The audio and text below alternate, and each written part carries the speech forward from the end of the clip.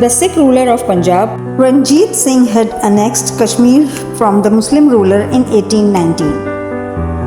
After the First Anglo-Sikh War, in 1846, the East India Company annexed Kashmir Valley from the Sikhs and transferred it to Raja Gulab Singh of Jammu in return for an indemnity payment of rupees 7,500,000. Gulab Singh belonged to the Dogra dynasty. Thus, Kashmir became a princely state in British India. According to the Independence Act of 1947, the princely states were free to accede to either India or Pakistan or remain independent. Almost 560 princely states had joined India and the rest joined Pakistan except Junagadh, Hyderabad and Kashmir. The people of Kashmir were extremely unhappy with the rule of Hari Singh and wished to join Pakistan. On 30th July 1947, Hari Singh appointed a new governor for the northern area who was very oppressive. This triggered an uprising within the Dogra rule. The Gilgit Scouts, which was a paramilitary force and had been raised in 1889 by the British, fought the Dogra army. Muslim soldiers from the Dogra army joined the Scouts. Chitral Scouts also joined them in this war of freedom. Pakistani flag was raised on the offices of Administrative Council of Gilgit and Baltistan Agency. Pakistan Army could not take part in this struggle as it was under the British general who refused to support the Kashmiris.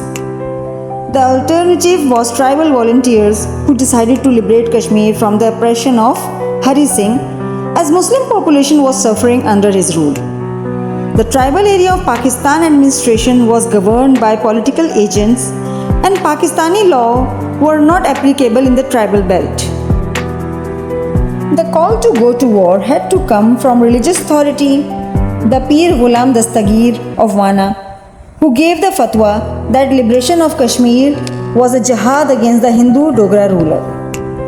A force of 5,000 people was raised, including ex-army personnel, the Swat State Army and the ordinary men having arms were also allowed to join the army. This was an unpaid army and the transportation was the responsibility of the government of then NWFP, which is now KPK. The most important thing in this arrangement was the terms and agreements for the cause. It was agreed that every single soldier will cater to his own food, accommodation, and all arms and ammunition captured from the enemy will become the property of those who will be able to capture them. It was also decided that the palace of Hari Singh should be captured, which will be the grand prize of Mujahideen. These arrangements were very important for the volunteer fighters. The in charge of this overall operation was Shaukat Hayat Khan, and Mr. Khurshid Anwar was the organizer of National Guard of Muslim League political party. The operation began in Abbottabad, where all soldiers were gathered. The citizens contributed many lambs and goats to solve the food problems of the volunteer. Finally, on October 23, 1947, Operation Kashmir came into action. The people of Poonch had taken care of themselves. They had driven the Dogra army back, which was a big achievement as Dogra army was a well-trained military unit by British India. The soldiers prepared for the Mission Kashmir had left for Mansehra and Gadi Habibullah and entered Kashmir on the early morning of October 23, 1947. By lunchtime, Muzaffarabad fell, and in 3 days' time, the fighters had almost reached Srinagar. Baramulla was captured on October 26, 1947. Turning point came when the news reached that Hari Singh had escaped to India.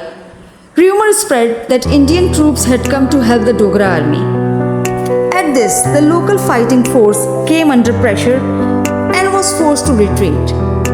However, it was later analyzed that the Indian troops were not the cause of retreat of the fighting force. Actually, the in charge, Mr. Khurshid Anwar of the Operation Mission Kashmir, had made several mistakes, which resulted in the retreat.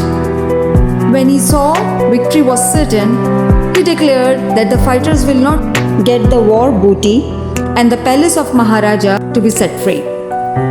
This was contradictory to the rules and terms of the agreement which was made at Wana. The statement turned the table around, and many tribesmen started retreating as they did not see the benefit of fighting the war anymore. Also, Indian Air Force planes had started attacking the airport. Within the next few hours, there were only Lieutenant Colonel Gadin Khan, Abdullahi Masood with his tribesmen and some ex-servicemen who remained behind. The rest had already left. The Indian reinforcement was in full swing. The tribesmen retreated to 65 miles away from Srinagar. Meanwhile, General Akbar Khan appeared with a bunch of ex-servicemen and tried to control the situation. Later, the agreement with the tribesmen was renegotiated. However, it was too late as the Indian troops had already occupied the valley.